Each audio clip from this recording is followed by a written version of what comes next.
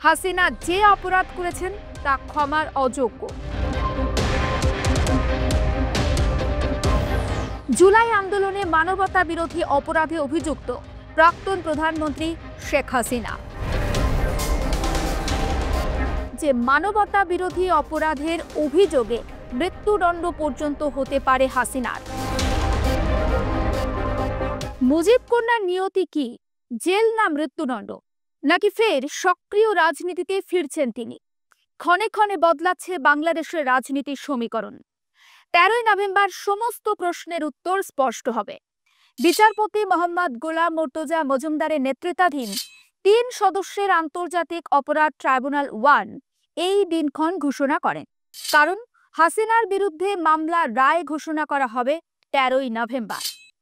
তার বিরুদ্ধে মামলার বিচার পর্ব শেষ হয়েছে। বৃহস্পতিবার ক্লোজিং স্টেটমেন্ট পেশ করেন বাংলাদেশের অ্যাটর্নি জেনারেল মোহাম্মদ আসাদুজ্জামান। সেখানে তিনি হাসিনা এবং প্রাক্তন স্বরাষ্ট্রমন্ত্রীর সর্বোচ্চ শাস্তির দাবি জানান। এর আগে চিফ প্রসিকিউটর মোহাম্মদ তাজুল ইসলামও শেখ হাসিনার ফাঁসির পক্ষে সওয়াল করেছিলেন। এদিনও আসামি পক্ষের আইনজীবীর বক্তব্যের জবাবে চিফ প্রসিকিউটর হাসিনা এবং আসাদুজ্জামান খানের সর্বোচ্চ শাস্তি চান।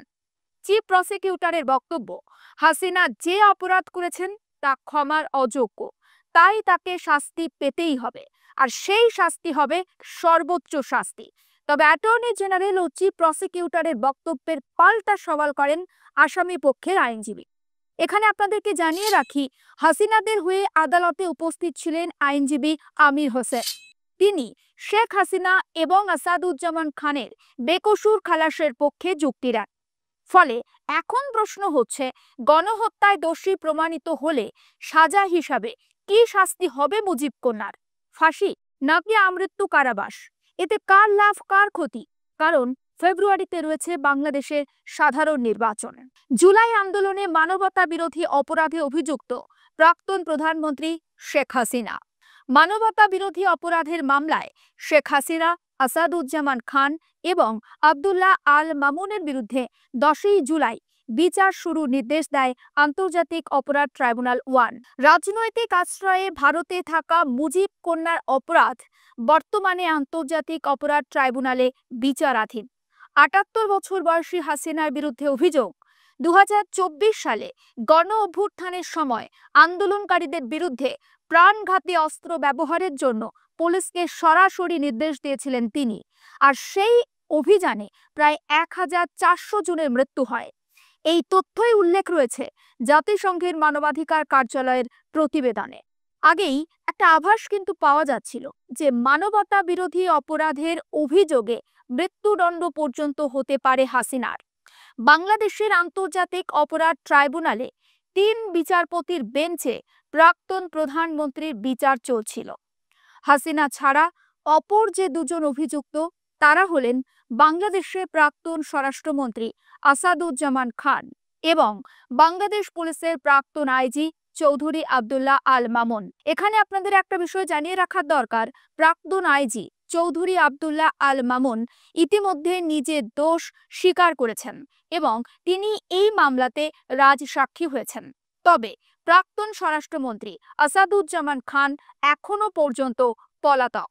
ঐতিহাসিক এই মামলায় সাক্ষ্য দিয়েছিলেন গণ অভ্যুত্থানের প্রথম শহীদ আবু সাইদের পিতা সহ স্বজনহারা পরিবারের অনেকে। এছাড়াও উইটনেস হিসেবে সাক্ষ্য দেন জাতীয় নাগরিক পার্টির আহ্বায়ক নাহিদ ইসলামও। জানা যাচ্ছে মোট 54 জন সাক্ষী এই মামলাতে সাক্ষ্য দিয়েছিলেন। তবে হাসিনার বিরুদ্ধে মানবতা বিরোধী অপরাধ ছাড়াও আন্তর্জাতিক অপরাধ ট্রাইব্যুনালে আরও 2টি মামলা চলছে।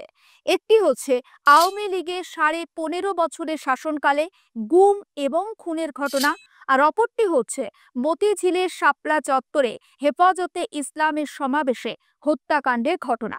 অন্যদিকে হাসিনাকে ফেরত চেয়ে কূটনৈতিক স্তরে ভারতের কাছে বারবার অনুরোধ করেছে অন্তর্বর্তী সরকার।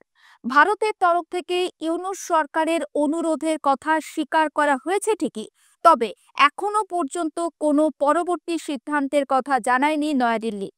13ই নভেম্বর যদি হাসিনার ফাঁসির সাজা ঘোষণা হয় তাহলে কি হবে?